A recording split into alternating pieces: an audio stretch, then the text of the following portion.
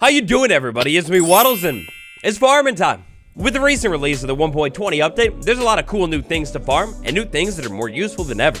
Today, we're going to take a look at 7 or 8 farms that I think would be really helpful to have inside of your world. Down below in the comments, spread the love. Drop one farm that's a must-have for 1.20, and let's go. The Trails and Tales update, it added so many things, but easily, one of the most beautiful things of the entire update has got to be that brand new wood. I think this is the best spot to start. I laugh a little because I feel like I've never said, not even one time, that you should build a bamboo farm inside of Minecraft 1.20.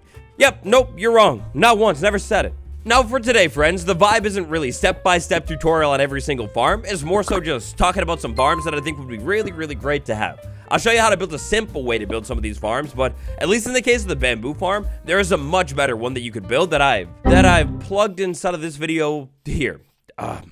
Okay. Yeah, maybe I have said to do this before. But what you might not realize, my friend, is that not only is bamboo an absolutely amazing looking wood type, the stuff is literally green, you strip it to yellow, really cool, but also, it's by far the easiest wood type to farm automatically.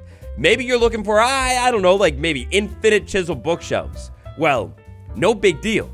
Build very simple bamboo farm, something that looks like this, but, ideally maybe a little bit bigger, and you're gonna be golden. A pro tip for those of you who are just coming back, the new farm meta is 100% mud block with a hopper below it whenever you can, because check this out. Mud is a little bit less than a full block, which means if something lands on it, like say more mud or bamboo even, then it gets picked up on the hopper right below and put into a chest. You can make things really compact. Now, of course, I don't know how you feel about the 1.20 update, but you probably know how I feel about the update. I love it. Minecraft 1.20 is an update all about exploration. And when you're exploring your world, what is a really cool thing to do that you don't have to do, but it's really cool to do? For this amazing farm that'll help you in so many different ways, there's going to be a little bit more work required. First things first, we're going to find a spot on the ground and dig in a little bit. And you know what? I'm just now realizing I've reverted into tutorials. This isn't meant to be a tutorial. Anyways, here we're gonna make a line on the ground and we're gonna put even more mud. Like I said, whenever possible inside of this update, it's mud and hoppers. Mud and hoppers. We'll do a little bit of water right there and sugarcane. Oh, you already know him. Just like the farm we just took a look at, sugarcane farms can be built insanely compact, and actually the setup is basically the same. You just need a little bit of water for this one. A sugarcane farm is gonna help you in so many ways inside of 1.20, including exploring, including profit.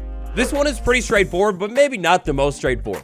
Sugarcane is paper, and paper, well, if you're a villager, paper is potentially money. Hey friend, look at that right there. Paper into emeralds. Depending on what villagers you're working with inside of the update, emeralds could be your ticket to diamond armor. Alternatively, if you're a little bit more of a do-it-yourself type of lad and you already got the armor, well, emeralds could be your ticket to, well, in a way, emerald armor. Look at this stuff. But more specifically, even more importantly, for the 1.20 update, sugarcane and paper is your ticket to maps. 1.20, like I said, is all about exploration. If I found a really cool cherry blossom biome, oh no big deal. It's on the map. And look at how good it looks too, that pink tree. Ooh, chef's kiss.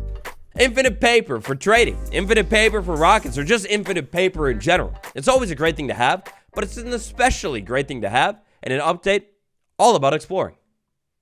And for our next stop today, we're over inside of my redstone tutorial world. I've definitely shown you this world before, but I don't know if I've ever really shown you around this world. We got Mumbo Jumbo over there. We got Ancient Iron Farm over there. We got elevators. Inside of this world here, I basically just build and mock up a ton of different Minecraft farm ideas that I have, and then I record all my tutorials here. Speaking of ancient classic iron farms though, great farms to have inside of Minecraft 1.20, oh, it's gonna be an iron farm. Because we got some expensive things. Minecraft 1.20 adds a couple new cool things to the game. One of those cool things is going to be the hanging sign. And if you don't know about the hanging sign, oh no, somebody help this fool. If you don't know about the hanging sign, it is really beautiful, but it's also very expensive for what it is. I mean, after all, this is literally just a decorational item where you can put text on it or whatever you want to do here. And it needs iron. If you want to leave really good reminders inside of your world, like subscribe and to leave a like on this video too, then you're going to want to have infinite iron so you can make infinite hanging signs. Also, the one we were just talking about, making maps, well, spoiler, it actually requires a little bit of iron too. Now, great news, I've got a new and improved iron farm. Depending on when I end up dropping this video, that tutorial might already be out, and if it is, I'll put a card on screen. But if it isn't, for now, you could build the old iron farm from 1.19, and it'll definitely work. It's just a little bit slower than the new design, and a little bit more expensive. If you've never built an iron farm in your world before, it's really not too hard, actually, and it will literally change your Minecraft experience. I mean, maybe you're looking for infinite hoppers for all of the other farms we're talking about today? Well, then this is it. Hands down, if I made this video for any other update, this would still be in here, and, well, yep, definitely here today. Build an iron farm, right now. One of the big themes of Minecraft 1.20 is personalization, representation, storytelling, you know, things like that. I feel like personally, more so than ever, especially because of these decorated pots right here, you're going to want to customize your build and really, like, you know, make it true to yourself. Also, if you're Bedrock gang, and a change that I definitely didn't miss inside of this video, for the first time ever, you can put banners on shields. To make banners, you're going to need wool, and you might need dye. I never thought I would say it, but leather armor is actually maybe kind of fire inside of 1.20. Dyes. Long story short, this one, it's all about dyes. Building a farm for every single type of dye in the game could be something to keep you busy for a while. Now, depending on the color of dye, it might be easier or a little bit more difficult. We'll start with the easiest ones. If you're hoping to get your hands on infinite yellow dye, infinite red dye, or infinite of these purple and pink dyes right here, those so easy. All you need to do is find any of these 2 tall flowers, walk up to them with bone meal, and bone meal them. After that, swing into your inventory and you'll find that you got all of these dyes. Really quick and easy. To make things even better, for a lot of these dyes, we could build off of each other. So we could take the yellow dye, the red dye, combine them together, and get an orange dye. So that makes that nice and easy. In reality, it shouldn't be too difficult to get your hands on almost every dye in the game, but there are some that are a little bit more tricky. When it comes to trickier dyes, so some of the more trickier ones could be the green dye, the lime dye, or maybe the cyan dye. And for those ones, it's all really in the cactus. You're going to have to set up a cactus farm, and then for lime dye, combine it with white dye. For cyan, you're going to need blue dye, and for blue dyeing, I mean, it's either the cornflower or lapis. If you got a lot of lapis, you can do that. Otherwise, you're going to have to go out into your world and find where cornflowers grow. Little dye farming pro tip, once you've got an area in your world that grows a specific type of flower, like alliums over here, well, you could actually take the alliums out, bone meal the ground, and you'll get more of them. So you could build a dye farm over there. Pretty cool. When it comes to farms, admittedly, it is not like gunpowder farm or something like that, but it is definitely a project that'll take you a little bit of time and maybe give you other ideas. Oh, and Bedrock gang, that's right. Even better, I got great news.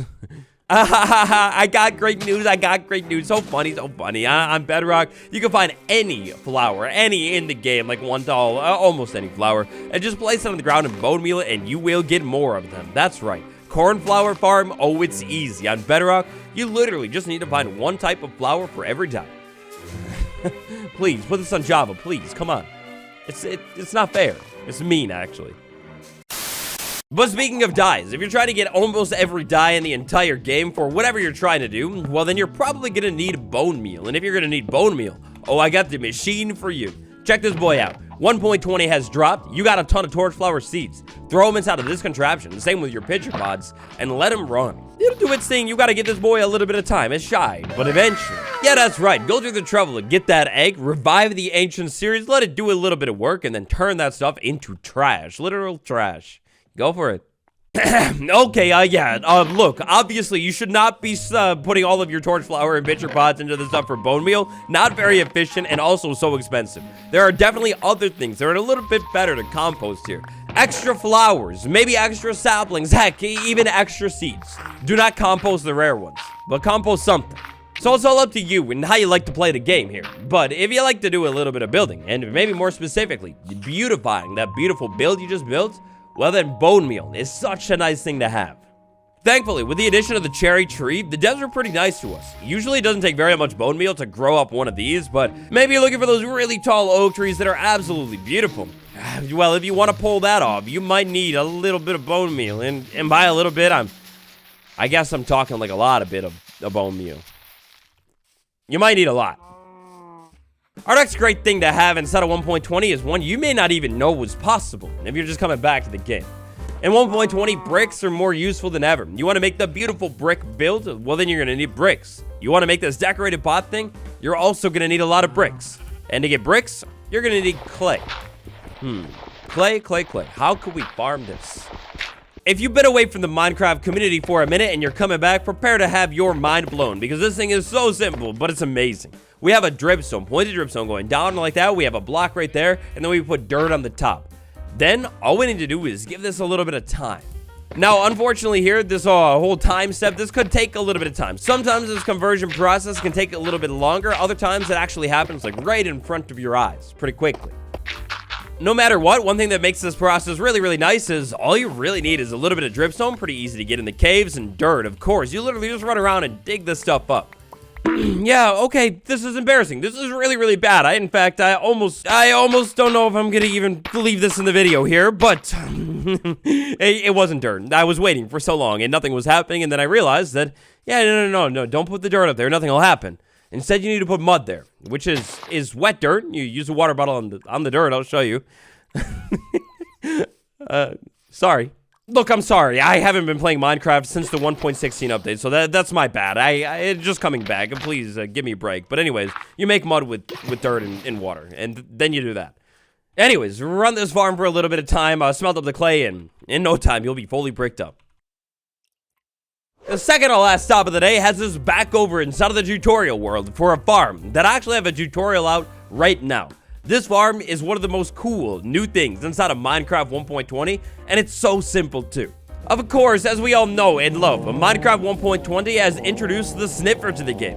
The Sniffer is really cool, and it can actually find some interesting things. You let the Sniffer be on its grind for a little bit of time, and eventually you're gonna rack up a lot of torch flower seeds and pitcher pods. Torch flower seeds and pitcher pods, you plant them, let them grow up in an interesting way, and eventually you get these things right here. You get the torch flower that you could turn into orange dye, speaking of dye, or the pitcher plant. The easiest way, well, easy, debatable, but cyan dye. Probably mainly about the aesthetics though here, because these things are fire. They look so good. The torch flower and the pitcher plant are two of the best looking flowers in the whole game, and it'd be nice to have a lot of them. And so with that, it was decided. It's a no-brainer. You're going to go out into your world in the ocean and find a sniffer egg. Bring it back to land, let it hatch up into baby snifflet. Let baby snifflet grow up into sniffer, and then the sniffer can sniff around for those seeds for you. Now, if you're infatuated with this thing and you don't want to do anything other than watch it do its thing, then you don't need a farm for it. But if you want to do anything else and rake up tons and tons of flowers too, then I highly recommend checking out the tutorial for that farm. The farm is so easy to build, and honestly, I think it's the second most must-have farm for 1.20, behind a bamboo farm. So I know, of course, there are so many more farms it would be great to have for the 1.20 update. The game is huge, you can farm anything you want. Maybe I'll make a part 2. However, for today's video, where we're gonna leave it at is down in the depths, over at your local Amethyst geode. Minecraft 1.20 expands on this stuff, big time. A little bit later on in your world, once you've gone to the deep dark and come out of the blades with a skulk sensor, combine this thing with amethyst shards from your amethyst shard farm and get the much improved skulk sensor. The calibrated skulk sensor, I talk about it a lot, it's twice as good as the other one, it's really great. By only adding in a couple amethyst shards to this thing, you increase its range, you increase its speed, and you're actually able to lock it to certain vibrations. But it doesn't stop there with the amethyst. The amethyst block also is super useful in this update. We combine calibrated skulk sensor or plain old sensor with amethyst block, and we can relay signals to really wherever we want to in our world. It's pretty cool. This is a new fascinating mechanic known as vibration resonance. Check this out. I have a personal lifetime goal, a dream, to send a vibration from where I'm at all the way over to that lamp. It was not a problem with this. Check this. All we need to do is move closer to the sensor, and it will relay the signal all the way over to that lamp. Calibrate these things a little bit, lock them to a certain signal, and all of a sudden, you have a super useful contraption. Just like we did way back when in the survival series, just like we will be doing eventually inside of the new guide series. Build an amethyst farm, find a geode, clear the thing out all the way. It'll look a little bit messy, but this stuff is so nice to have.